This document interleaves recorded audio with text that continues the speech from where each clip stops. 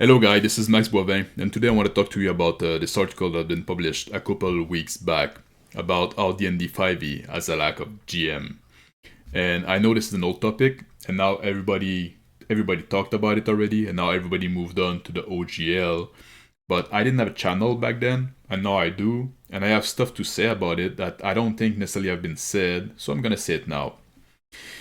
And one thing that many pointed is that D&D 5e does have a lack of GM, I think that is true, but that the OSR doesn't seem to be affected by it.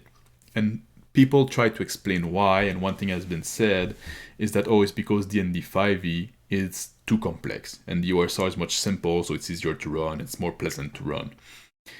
I don't think that's the case, because 5e is far from being a complex game. It's a very simple game, actually. Maybe not quite as simple as some OSR, but still very on the simple side. There's much complex game that doesn't seem to have this imbalance. Like there's a right balance between the people who wanted to play the game and people who wanted to run the game. Like if you look at Pathfinder, people seem to have like right number of player for GM. And Pathfinder is a much more complex game. John Torres from the Basic Expert made some good point, I find, when he said that is the player expectation regarding 5e. 5e has so much shit in it, I'm paraphrasing. 5e has so much shit in it with all those different rays, and you expected as a GM to include those rays to allow your player to play them because they've been published in official material, so they should be in your world.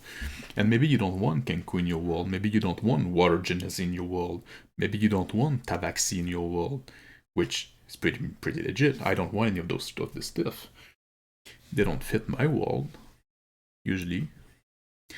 And but with the 5e crowd, they get upset if you tell them no. And maybe that's part of the reason why some GM don't want to run 5e anymore. But I don't know about that either, because it seems to me that it'd be much easier to tell people, no, you cannot play those rays. Those rays don't exist in my world, than to try to convince people to learn a new system. But actually, but maybe it's part of the maybe it is part of the problem. You could also like filter your table to have to filter out those kind of problem player, which I think you should do anyway. I think the real problem with D&D 5e and why there's a lack of DM, I think actually it's not a lack of DM. I think it's a surplus of player. There's a lot of people that wouldn't have that. All those people that should have been get kept. All the people that would have never joined the hobby back in the days. All those people like basically poser. People like just joining D&D, the hobby, the RPG hobby now, because now it's kind of cool and trendy thing to do in certain way, and they see some big name celebrity do it, and they've been on TV, and D&D has been shown on TV, not in a negative light. So now it's kind of like socially licensed, but they will only play the big safe game that is socially licensed. They won't explore outside of that. They want to try one of those weird or underground game that could contain racism or anything like despicable. They're too afraid of that. They're gonna stay in what is seen as cool and trendy, because that's what they are about. It's not about, they're not that interested in the RPG by themselves. And when it's not gonna be cool and trendy, they're gonna move away to do something else. So I think that's a big part. I think that's the biggest explanation.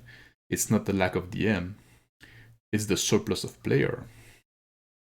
And there's also another thing I think that affects D&D 5e a lot. Is, to be a DM, you need to be a special kind of person, because it's a lot of like time investment building a world and preparing a campaign. You need to be able to sacrifice a lot, and that's a thing a lot of people are not able to do anymore. We have like an epidemic of narcissism nowadays, and and you see that a lot with the D&D 5e player. Like it used to be on RPG that the GM would create a world, and the world was a centerpiece of the game, and the character would evolve in this world, and together you would create story. We would read like emergent story about what happened to those characters in this world. But now that's not how people see it anymore. Those 5e player, they come with those weird ass characters that are so special and so different and so unique in all the same way, and they want to tell their story of their character, and you as a GM, you're supposed to accommodate them and allow them to shove their story inside inside your world and transform your world to allow that story. And I think that's also something that does not appeal to old school GM and new school D&D player don't make the transition to BDM, because then that would mean taking a back seat and not becoming the center of attention and the focus, and not even trying to steal the focus, because now it's not about you, it's not about telling your story, it's about telling a story of the world and allowing the story to emerge through the character action.